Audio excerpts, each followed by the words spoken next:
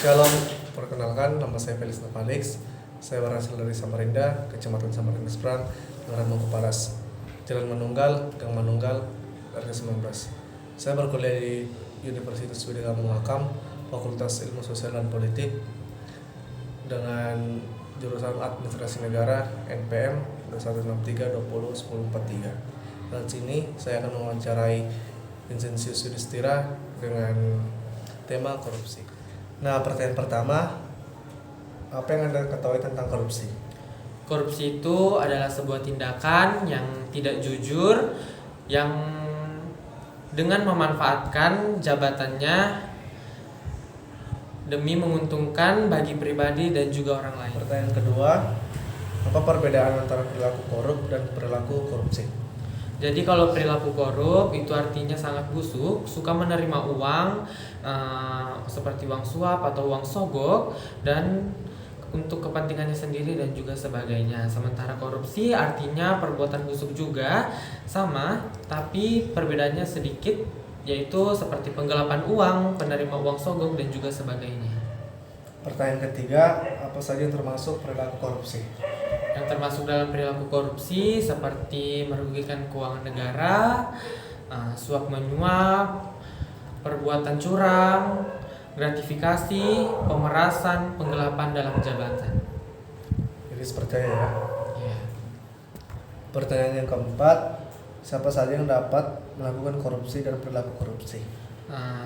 Yaitu orang-orang yang suka melawan hukum dan untuk memperkaya dirinya sendiri, karena semua manusia itu belum puas kalau tidak mendapatkan kepuasan tersendiri sehingga mereka melakukan tindak yang mereka sukai dan juga curang seperti itu. Pertanyaan kelima, di mana tempat yang sering terjadi korupsi?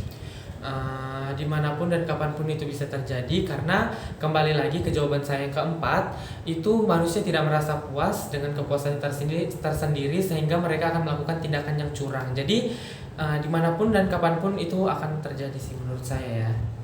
Jadi tempatnya itu seperti yang sering terjadi itu di mana? Yang sering terjadi itu ya di kantor-kantor, mungkin seperti itu ya, salah satu contoh. Pertanyaan yang keenam, kenapa mereka melakukan korupsi? Kenapa mereka melakukan korupsi? Ya karena penjelasan saya di pertanyaan kedua, yaitu penjelasan tentang korup, saya memberikan contoh seseorang diberikan surat dari atasannya seperti itu, dibentuk dana 500. Namun mereka mengubahnya menjadi 1 juta sehingga pada saat ditandatangani, seseorang yang menandatangani tersebut juga akan terikut terseret menjadi seorang korupsi. Seperti itu. Pertanyaan ketujuh, kapan korupsi bisa diberantas? Korupsi bisa diberantas itu tergantung dari kesadaran diri manusianya dan juga mungkin salah satu jalannya yaitu jalur hukum. Seperti itu. Pertanyaan yang ke-8, kapan orang mampu tidak melakukan korupsi? Orang mampu tidak melakukan korupsi mungkin itu dari kesadaran diri mereka dan juga bisa diberi efek yang lebih jerah lagi, karena di Indonesia mungkin mereka cuma dihukum maksimal beberapa tahun dan juga denda, tidak seperti di negara lain yang mereka langsung dihukum mati. Jadi mungkin seseorang korupsi ini bisa diberi efek yang lebih jerah lagi sehingga mereka akan sadar bahwa apa yang mereka lakukan itu adalah kesalahan yang sangat besar. Pertanyaan ke-9, bagaimana cara yang efektif untuk menghilangkan korupsi dan perilaku korupsi? Cara menghilangkan korupsi dan juga perilakunya mungkin diberi hukuman yang setimpal, mempertegas undang-undang, dan juga ya tadi itu di pertanyaan-pertanyaan sebelumnya dan jawaban saya, kesadaran diri mereka yang paling penting. Mungkin dari kesadaran diri mereka tahu kesalahan ini sangat besar dan juga efeknya dan hukumannya juga akan setimpal pastinya, seperti itu. Nah, sekarang saya akan berkampanye definisi pengertian korup, korupsi, dan koruptor. Yang pertama, korup. Korup itu seperti perilaku yang tidak bisa diganti, seperti waktu dan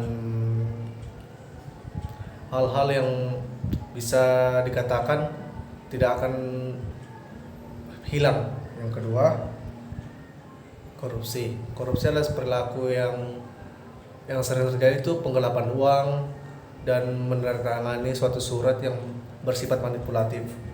Yang ketiga, koruptor. Koruptor di sini dalam kurung yaitu pelakunya seperti orang-orang yang tidak pernah puas dengan jabatan, orang-orang yang tidak pernah puas dengan apa yang telah diberikan negara.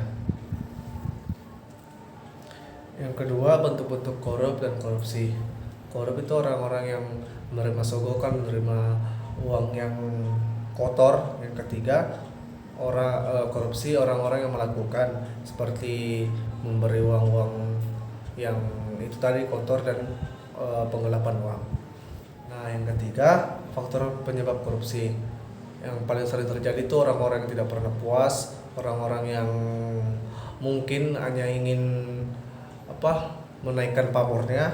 Yang ketiga, karena seseorang menandatangani satu surat yang manipulatif. Peran individu dan kelompok mencegah terjadinya korupsi.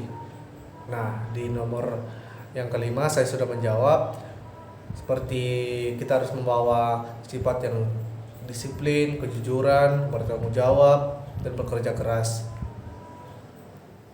Yang kelima, nilai-nilai yang harus ditanamkan untuk mencegah terjadinya korupsi. Yang pertama, kejujuran, kedisiplinan, tanggung jawab, dan motivasi untuk bisa melakukan hal yang baik untuk negara. Dampak masif korupsi.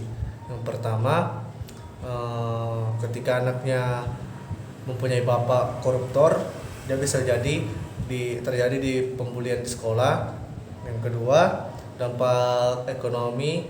Yang ketiga, dampak perekonomian masyarakat dan kemiskinan. Dan yang kelima, dampak dalam penegakan hukum.